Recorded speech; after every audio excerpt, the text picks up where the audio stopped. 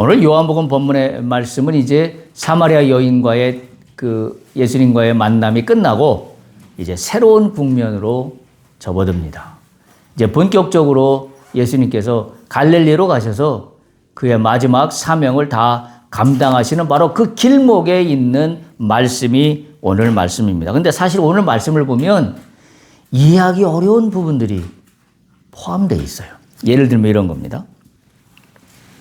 요한복음 4장 44절에 보면 예수님께서 뜬금없이 이런 말씀을 하십니다. 친히 증언하시기를 선지자가 고향에서는 높임을 받지 못한다 하시고, 지금 이 부분에서 이 얘기가 왜 필요한지 난해합니다. 그 다음에 또 한 가지 보세요. 요한복음 우리가 읽었던 본문 4장 48절을 보십시오.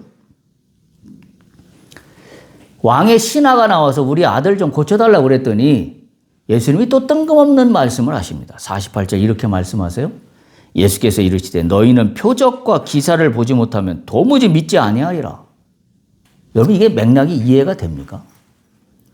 예를 들면 우리 아들 좀 고쳐주세요. 그러면 고쳐준다든지 아니면 못 고쳐준다든지 아니면 뭐 예를 들면 베드로가 소위 주님 앞에 혼책음을 놨던 것처럼 사탄아 물러가라 라고 하시든지 뭐 어떤 뭔가 이렇게 A라는 문제가 있으면 B라는 답이 뭔가 이렇게 연결성에서 있어야 되는데 오늘 두 구절이 전혀 뚱딴지 같은 말씀이 이 말씀 속에 포함되어 있어요.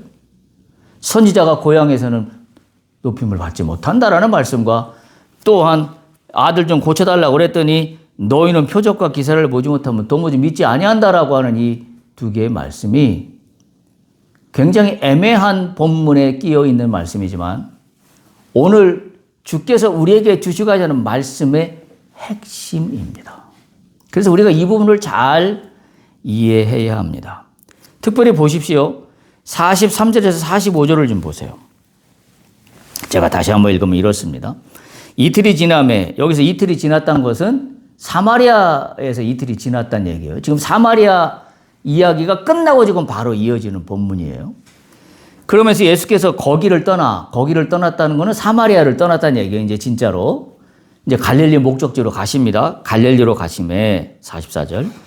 친히 증언하시기를 선지자가 고향에서는 높임을 받지 못한다 하시고 45절 갈릴리에 이르심에 갈릴리인들이 그를 영접하니 이는 자기들도 명절에 갔다가 예수께서 명절 중 예루살렘에서 하신 모든 일을 보았음이더라 라고 하면서 46절로 이어져요. 그러니까 46절부터는 어떤 이야기냐면 왕의 신하가 자기 아들이 병이 들었는데 병을 고쳐주십사는 이야기로 46절부터 시작이 되고 있고요. 지금 43절에서 45절은 42절까지 사마리아에서 있었던 결론 부분. 사마리아에서 결론 부분이 뭐였었죠? 여러분 기억하다시피 사마리아 우물가의 한 여인으로부터 촉발된 복음의 구원의 능력이 사마리아 온 땅에 전달되었어요. 그렇죠? 그래서 그 사마리아에 있는 모든 사람들이 나와서 예수 앞에 나와서 소위 우리 앞에 더 유하시옵소서 떠나지 마시옵소서라고 간구하며 그들이 주님의 말씀 앞에 정말로 순복하며 구원을 받았던 것을 우리는 42절까지 말씀에서 알 수 있어요. 그리고 나서 지금 43, 44, 45절로 간 거예요. 그리고 46절이에요. 왕의 신하가 아들 좀 고쳐달라고 하는. 엄밀히 말하면 43에서 45절은 이걸 쏙 빼도 이야기의 스토리상 전혀 문제가 없어요. 그렇지 않아요? 사마리아에서 엄청난 복음의 폭발이 일어났어요. 그리고 그걸 이어받아서 갈릴리로 가서 왕의 신하의 아들의 질병을 고치는 일로 그대로 말씀이 연결된다 하더라도 전혀 손색이 없고 스토리상 전혀 문제가 없습니다. 근데 오늘 43절에서 45절 뭔가 애매하고 이해하기 어려운 부분이 끼어 있다는 이야기예요. 거기에는 이게 있어요. 예수께서 말씀하시되 선지자가 고향에서는 높임을 받지 못한다. 그런데 또 아이러니하게 45절에는 갈릴리에 이르렀는데 갈릴리인들이 그를 영접했다. 예수님은 높임을 받지 못한다 라고 했는데 갈릴리 사람들은 영접하고 환영하는 일로 일어나고 있습니다. 그러니까 지금 이 스토리상 이게 뭔가 지금 안 어울릴 것 같은 43에서 45절이 끼어 있는데 그걸 거꾸로 뒤집어서 해석하면 이 43에서 45절 안 어울릴 것 같은 이 말씀을 잘 이해하고 넘어가지 못하면 뒤에 왕의 신하의 사건, 아들을 고쳐달라고 하는 이 사건의 이야기는 엉뚱한 방향으로 흐를 수 있다는 거예요. 그러면서 오늘 43에서 45절은 요한복음 어쩌면 전체를 떠받치고 있는 핵심 키워드와도 같은 부분입니다. 굉장히 중요한 영적인 의미를 담고 있습니다. 언뜻 보면 43에서 45절은 사마리아 사역과 그리고 이어지는 갈릴리 사역을 잇는 단순한 어떤 브릿지 같은 역할을 하지만 이것은 단순한 브릿지가 아니라 이건 핵심입니다. 핵심 키워드입니다. 그 핵심 키워드의 프리즘은 뭐냐면 요한복음에서 얘기하자고 하는 것은 뭐냐면 믿음이란 무엇인가라는 거예요. 믿음이란 무엇인가라는 프리즘이 지금 43에서 45절이 끼어 있음으로 말미암아서 뒤에 바로 이어지는 왕의 신하의 아들을 고쳐달라는 그 이야기뿐만이 아니라 앞으로 펼쳐질 예수님의 모든 사역들 그리고 요한복음에서 이루어지는 많은 사람들의 모든 그 믿음의 이야기들은 이 프리즘으로 바라보아야만 합니다. 그래서 오늘 이 본문에 끼어 있는 43에서 45절은 매우 중요한 의미를 담고 있는 그와 같은 말씀의 구절입니다. 그래서 믿음이라는 프리즘으로 볼 때 오늘의 말씀의 제목을 저는 이렇게 정했습니다. 진정한 환영인가 구경인가? 라는 말씀의 제목으로 함께 나눕니다. 말씀드린 대로 오늘 본문은 두 개의 극명한 대조 속에 끼어 있습니다. 43에서 45절.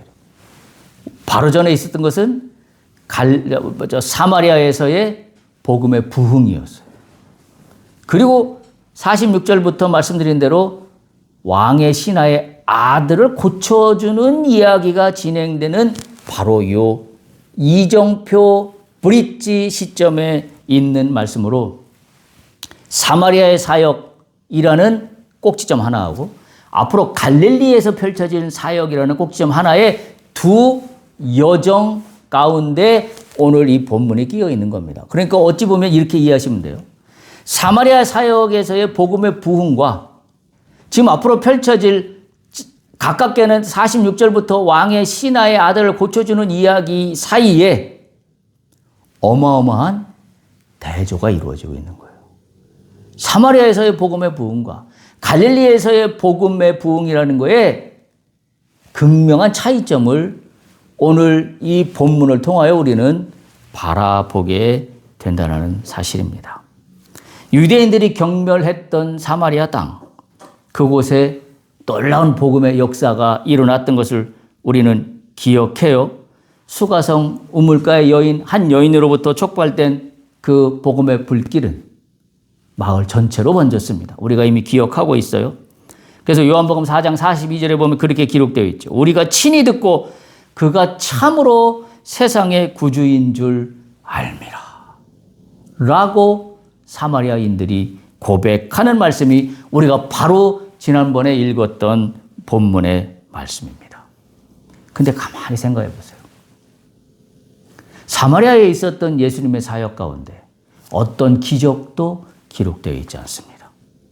어떤 표적도 기록되어 있지 않습니다. 오직 그들은 주님의 말씀을 듣고 그 말씀을 듣고 거기 그렇게 표현하고 있잖아요. 42절에 우리가 친히 듣고 뭘 들었어요? 친히 말씀을 들은 겁니다. 여러분 사마리아 사람들이 예수님께 이틀만 유예해달라고 요청했을 때 예수님이 이틀 거기 거하셨어요? 그 이틀 동안 무슨 일이 일어났을까요? 바로 예수님의 말씀을 들은 거예요. 그 이틀 동안 유하시는 동안에 뭐 병자를 고쳤다, 어마어마한 기적이 일어났다, 표적의 사건이 일어났다는 이야기는 전혀 없습니다. 참 놀랍죠? 유대인들이 그렇게 우습게 여겼던 사마리아인들은 예수님을 표적의 대상, 기적의 대상으로만 본 것이 아니라 예수님을 온전히 하나님의 아들 말씀으로 보고 있습니다. 우리가 이미 알다시피 요한복음은 뭐로 중심이 되어서 요한복음 1장이 시작됐냐면 말씀이었어요. 기억하시죠? 태초에 말씀이 있었느니라. 그 말씀이 사람의 몸을 입고 이 땅에 오셨다. 그게 누구냐? 바로 예수 그리스도다. 이게 지금 요한복음에서 이야기하고 있는 말씀이에요. 본문이에요. 요한복음에서는 뭘 강조하고 있어요? 예수님은 누구다? 말씀이시다. 그걸 요한복음 1장부터 강조하고 있는 거예요. 자, 그 배경 지식을 가지고 사마리아 사람들이 어떻게 구원을 받았어요? 말씀을 듣고. 예수님의 말씀 자체로 사마리아의 구원의 불길이 활활 타올랐어요. 바로 그 기적도 표적도 없었던 사마리아 땅에서의 일, 오직 말씀 하나만으로 충분했던 사마리아 땅입니다. 참 아이러니하지요. 거듭 말씀드리지만 유대인들이 그렇게 우습게 여겼던 사마리아 사람들은 오직 본질에 다가가 있었어요. 그 본질이 뭐예요? 예수님의 본질은 말씀입니다. 예수님의 본질은 표적입니다. 아닙니다. 여러분 착각하면 안 됩니다. 예수님의 본질은 기적이다. 아닙니다.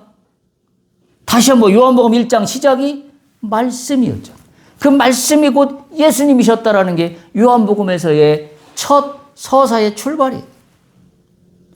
오늘날 우리 많은 사람들은 이 부분에 착각하고 있어요. 예수님은 말씀입니다라고 얘기하는 게 아니라 예수님은 기적의 하나님, 기적의 표적의 예수님.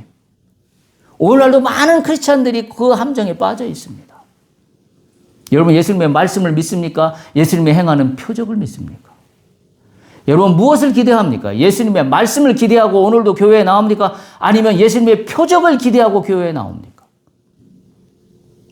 우리는 어쩌면 영적으로 유대인입니다.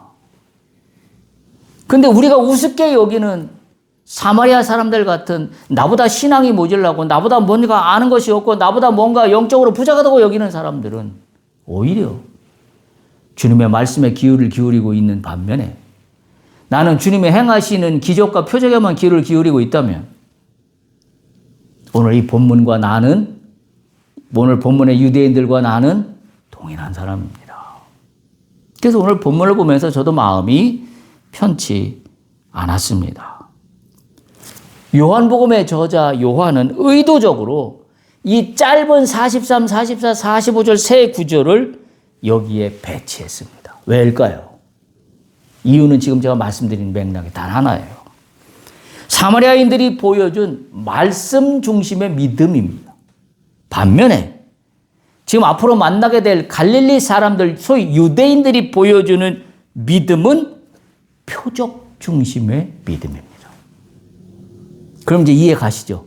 왜 주님께서 48절에 왕의 신하가 아들 좀 고쳐달라고 나왔을 때 예수님이 48절에 그렇게 말씀했잖아요. 예수께서 이르시되 너희는 표적과 기사를 보지 못하면 도무지 믿지 못한다라고 하신 말씀이 왜 하셨는지 우리는 깨닫게 됩니다. 말씀 중심의 믿음과 표적 중심의 믿음을 요한은 오늘날 크리스찬들에게 고발하고 있는 겁니다. 너희 믿음의 현주소는 무엇이더냐? 너희는 예수를 왜 믿더냐? 그가 행하실 기적과 이적만을 기대하며 예수 앞에 나왔느냐? 아니면 예수님의 말씀 앞에 순복하며 나의 마음 밭을 갈아엎어 주님이 원하시는 뜻하시는 귀한 옥토가 되기를 원하는 마음으로 오늘도 교회에 나왔는가? 우리가 참으로 깊게 생각해 보지 않을 수 없는 말입니다. 그래서 오늘 예수님이 그렇게 탄식하시는 거예요. 뭐라고요? 요한복음 4장 44절. 제가 말씀드렸다. 예수께서 친히 증언하시기를 뭐라고 하셨냐면 선지자가 고향에서는 높임을 받지 못한다. 이 얘기는 뭐 얘기예요? 갈릴리 유대인들은 뭐만 선지자를 바라본다? 기적을 베푸는, 표적을 베푸는.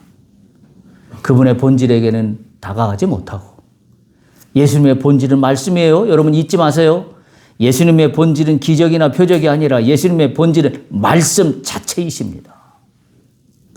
그 본질을 잊어버리고 있는 것이 지금 유대 갈릴리 사람들이라는 말씀과 동일합니다. 선지자가 고향에서 높임을 받지 못한 이유는 바로 그런 이유 때문입니다. 그런데 이어지는 45절을 보세요. 요한복음 4장 45절. 갈릴리에 이르심에 갈릴리인들이 그를 영접했습니다. 왜 영접했는지 아시겠죠? 바로 그 이유가 뒤에 나와요. 이는 이유를 설명하고 있어요. 자기들도 명절에 갔다가 예수께서 명절 중 예루살렘에서 하신 모든 일을 보았음이리라. 명절 때 예루살렘에 갔었는데 그때 명절 때 예루살렘에서 예수께서 행하시는 기적을 봤던 거예요. 그러니까 그 기적을 베푸셨던 예수가 오늘 갈릴리 땅에 오셨다는 말을 듣고 모든 군중들이 뛰쳐나왔습니다. 뭘 기대하고? 기적을 기대하고, 표적을 기대하고, 내 문제를 해결해 줄 능력 있는 그 어떤 선지자가 오셨다라는 기대감 하나로. 그분이 본질이 누구든 말씀이든 아무 상관없어요. 그분이 오늘 내게 오셔서 기적만 베푸시면 그걸로 끝인 거예요. 그런 마음인 거죠. 겉으로 보기에는 예수님이 틀린 말씀을 하신 것처럼 보일 수도 있어요. 왜? 예수님이 꾸짖는 듯한 말씀을 하고 계시기 때문에. 고향에서는 선지자가 높임을 받지 못한다라는 말씀은 뭔가 갈릴리인들의 폐부를 찌르는 그와 같은 말씀이었기 때문입니다. 진정한 높임, 예수님을 진정으로 높이는가? 아니면 환호하는 구경꾼인가? 여러분 뭐가 생각나나요? 예루살렘에 예수님께서 나귀 타고 입성하실 때 생각나지 않습니까? 그때 많은 군중들이 뛰쳐나와서 야, 이제 우리를 구원할 왕이 왔다. 그러면 호산나 호산나 높이 높이 이름을 부르며 예수를 찬양하는 듯 했습니다. 그러나 그들은 불과 얼마 있지 않아 예수님을 십자가에 못 박으라고 소리 질렀던 바로 그 사람들입니다. 왜 그래요? 표정만 봤기 때문에 그래요. 말씀을 보지 않았기 때문에 그렇습니다.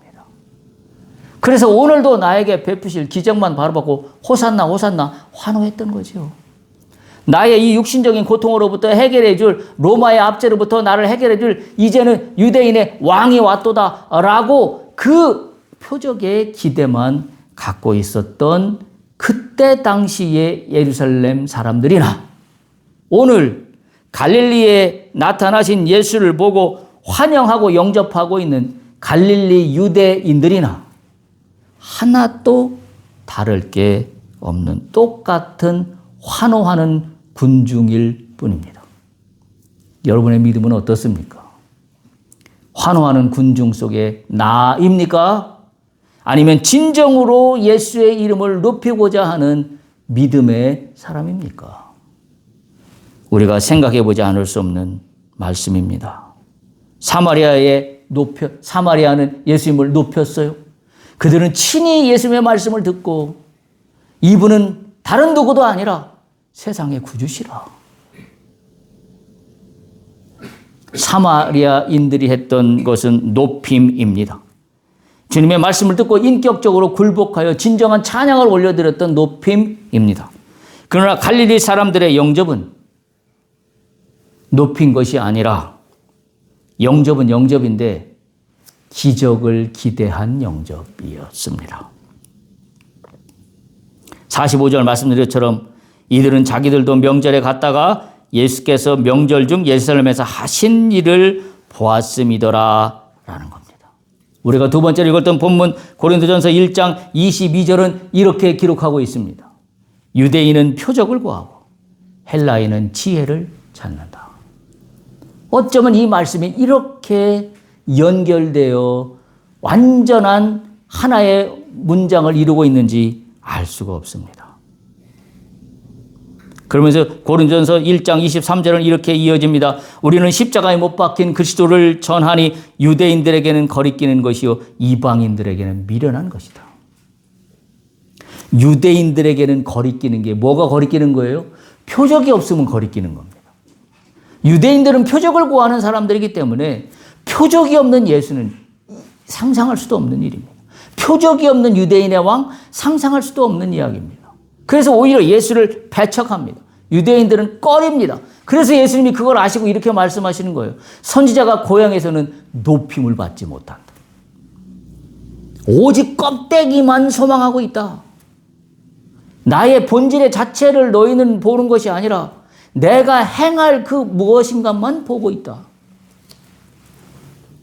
고린도전서 1장 24절 이렇게 표현합니다. 오직 부르심을 받은 자들에게는, 오직 예수의 하나님의 부르심을 받은 자들에게는, 유대인이나 헬라인이나 그리스도는 하나님의 능력이요 하나님의 지혜다. 그리스도는 하나님의 능력이요 하나님의 지혜다. 초점이 어디에 가 있어요? 그리스도에게만 가 있습니다. 유대인들은 어디에 가 있어요? 그리스도가 아니라 그리스도가 행할 표적에만 가 있습니다. 유대인들에게 있어서 믿음은 눈에 보이는 증거와 연결되어 있습니다. 우리가 잘 이해해야 돼요. 증거를 보고 믿는 것은 엄밀히 말해서 믿음이 아닙니다. 그것은 확인하는 것뿐입니다. 아, 이런 일이 일어났네. 확인하는 것뿐입니다. 여러분, 여러분의 믿음이 진짜 믿음이기를 축복합니다. 여러분은 증거를 보고 표적을 보고 확인하는 수준이라면 여러분 그건 믿음이 아닙니다. 확인하는 것을 보고 믿는다 그러면 그건 믿음이 아니에요. 우리는 그 사실을 너무나 잘 이해해야 합니다. 우리의 영접은 어떠합니까? 주님의 손에 들린 그 무엇을 보고 주님을 영접합니까? 아니면 주님이 원하시는 나의 마음을 주 앞에 드리기를 원하십니까? 우리가 주님을 높이는 게 무슨 사업이 잘 되고 원하는 일이 이루어지고 자녀가 대학에 합격하고 뭐 그래서 뜨겁게 찬양하고 기도가 응답이 되었기 때문에 뜨겁게 환영한다라고 한다면, 만약 반대로 내 삶에 그러한 어떤 표적과 기적이 일어나지 않을 때 나의 믿음은 뭐라고 설명할 수 있겠습니까?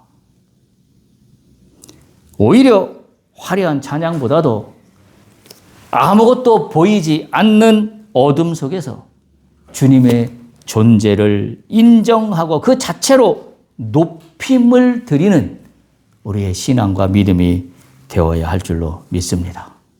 45절을 다시 한번 보면 갈릴리인들의 믿음의 근거는 45절 맨 마지막에 보세요. 본문의 말씀이 뭐라고 끝납니까? 명절 중 예루살렘에서 하신 모든 일을 보았음이더라. 보았기 때문에 믿는 거예요. 갈릴리 사람들은 본 것이 있었기 때문에 예수님을 영접합니다. 갈릴리인들의 믿음의 근거는 보았음이더라입니다. 보았음이더라. 요한복음 2장 23절에 보면 이 기록이 나와 있습니다. 6월절 명절 기간 동안 예수님께서 예루살렘에 올라가셔서 하신 첫 번째 일이 성전 정결 사건, 우리가 이미 알고 있는 내용이에요. 성전 정결 사건을 통하여 성전을 깨끗이 청소하시고 나서 많은 표적을 행했다고 기록하고 있습니다. 요한복음 2장 23절에 보면 6월절에 예수께서 예루살렘에 계시니 많은 사람이 그의 행하시는 표적을 보고 그의 이름을 믿었다라고 기록하고 있어요. 예수께서 행하시는 그의 표적을 보고 그의 이름을 믿었다. 참 그 연관성이 아이러니하죠. 표적을 보고 그의 이름을 믿었다. 라고 성경은 의도적으로 이것을 드러내고 있습니다. 표적을 보고 그의 이름을 믿었다. 그랬더니 예수님 뭐라고 그러세요? 24절, 25절 보세요. 요한복음 2장 24절. 이런 사람들 앞에 예수님은 그들에게 그의 몸을 의탁하지 않았다. 왜냐하면 그는 친히 모든 사람을 아셨기 때문이다. 그러면서 25절 또 한 번 말씀해요. 이는 그가 친히 사람의 속에 있는 것을 아셨습니다. 사람들이 왜 예수님을 환호하는지를 알고 계셨어요. 예수께서 행하실 표정만 보고 환영을 하는지 그렇지 않은지 알고 있습니다. 오늘 본문과 똑같은 맥락이에요. 사마리아 사람들은 표적을 보고 주님을 높이지 않았어요. 그러나 오히려 주님을 더 잘 알고 있다는 갈릴리 사람들, 유대인들은 표적을 보고 예수를 믿었기 때문입니다.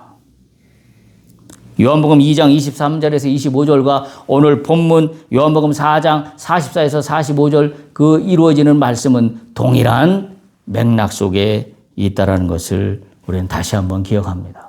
그래서 예수님이 그렇게 말씀하신 거예요. 선지자가 고향에서는 높임을 받지 못한다. 우리는 여기에서 우리의 믿음의 토대를 바로 세워야 합니다. 예수님은 우리가 왜 당신의 이름을 높이는지를 보고 계셔요. 요한복음 2장 23절에도 그 말씀 나왔잖아요. 예수님은 사람들의 속을 다 알고 계셨습니다. 그래서 그들이 예수 이름을 높이는 것을 전혀 믿지 않았어요. 신뢰하지 않았어요. 오늘 내가 예수의 이름을 높이고 예수의 이름을 찾는 목적이 내가 이루고자 하는 어떤 목적을 가지고 주님의 이름을 찬양한다고 하면 예수님 속지 않으십니다. 우리의 믿음이 본질로 바로 세워져야 합니다. 나는 왜 주님의 이름을 높이는가? 내 속껍데기를 살짝 뒤집어 봤더니 뭔가 이루어 주실 일, 뭔가 해결할 일, 뭔가 나에게 복을 듬뿍 가져다 주실 일 때문에 내가 주님을 찬양하고 있다면 오늘 우리는 회개해야 합니다. 주님 앞에 부끄러워해야 합니다. 사마리아 사람들처럼 오히려 되지 못한 내가 부끄러워해야만 하는 겁니다. 그래서 보는 것에 근거한 믿음은 위험합니다. 왜? 주님이 다 알고 계시기 때문에.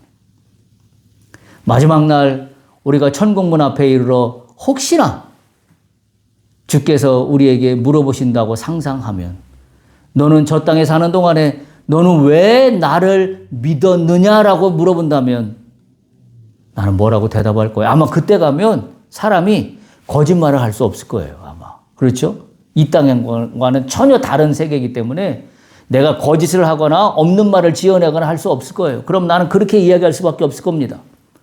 내가 주님을 믿은 이유는 평생토록 주님이 나에게 행하실 표적만 기대했기 때문에 나는 주님을 믿었음이라고 아마 이야기할 수밖에 없을 겁니다. 나의 생명이 되시고 나의 본질이 되시고 내 존재의 근거가 되신 나는 바로 그 당신 주님을 내가 믿었습니다라고 얘기할 수 있는 크리스찬이 천국민 앞에 이뤘을 때에 몇 명이나 될까요? 갈릴리의 유대인들처럼 우리는 그 무엇인가를 늘 기대하고 있지 않습니까? 우리가 참으로 부끄럽게 생각해 보지 않을 수 없는 바로 그 구절입니다. 예수님은 도마에게도 그렇게 말씀하셨잖아요. 우리 기억하잖아요. 믿지 않고 보지 않고 믿는 믿음이 더 복되다라고 하신 것을 우리는 기억합니다. 보는 믿음이 위험한 이유는 표적이 사라지면 믿음도 사라집니다. 표적이 있을 때만 믿음이 존재하는 것이기 때문에 그렇습니다. 그래서 더 큰 체험, 더 큰 기적이 주어지지 않으면 그 믿음은 금방 식어버립니다. 그래서 계속 더 이것만 요구하는 게 우리의 신앙의 민낯으로 되어버립니다. 그렇게 되면 주님은 뭘로 전락해 버리고 마냐면 우리의 욕망을 실현하기 위한 도구로 전락해 버리고 맙니다.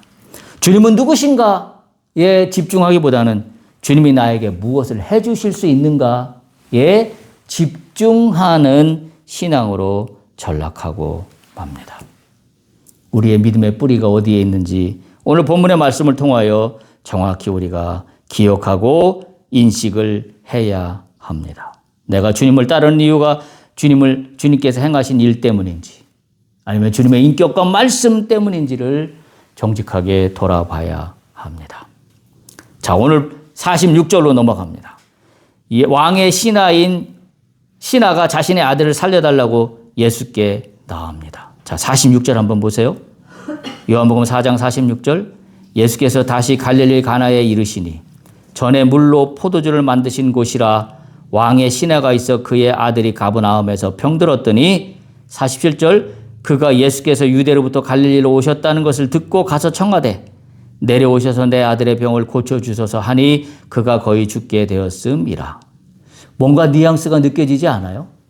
지금 왕의 시내가 예수 앞에 나온 목적이 느껴지지 않습니까? 잘 보세요. 단서가 여기 다 들어있어요. 46절 요한은 굳이 이 이야기를 여기 끄집어 놓고 있습니다. 예수께서 다시 갈릴리 가나에 이르시니 이곳이 어디냐면 전에 물로 포도주를 만들었던 곳이다. 그러면서 왕의 신하가 바로 나왔다라고 이야기하고 있어요. 기적이 일어났던 곳이다라는 것을 굳이 성경은 오늘 46절에서 표현하고 있습니다. 그리고 47절 왕의 신하가 이렇게 이야기하는 단서가 있어요. 예수께서 유대로부터 갈릴리로 오셨다는 이야기를 듣고 유대로부터 갈릴리로 오신 예수님 바로 뭐예요? 이전에 물로 포도주를 만들어서 기적을 행하셨던 그 예수님 그게 지금 일맥상통하고 있는 거예요. 그러면서 청하되 뭐라고 하고 있어요? 내려오셔서 내 아들의 병을 고쳐 주소서 이야기합니다. 내려오셔서 내 아들에게 기적을 베풀어 주시옵소서라고 청하고 있는 겁니다. 지금 왕의 신하는 예수님을 환영하는 사람 중에 한 사람이에요. 왜 환영합니까?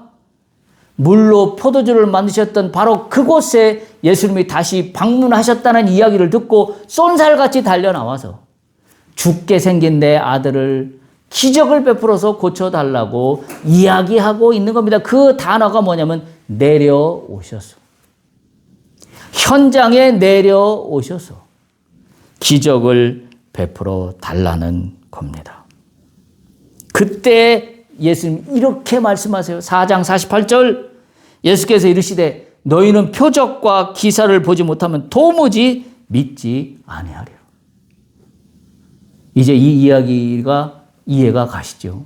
왜 이런 엉뚱한 답변을 하시는지. 예수님은 뭐예요? 사람의 속마음을 꿰뚫고 보시고 계시기 때문에 지금 왕의 신하가 왜 나와서 아들의 병을 고쳐달라고 하는지를 꿰뚫어 보고 계신 겁니다.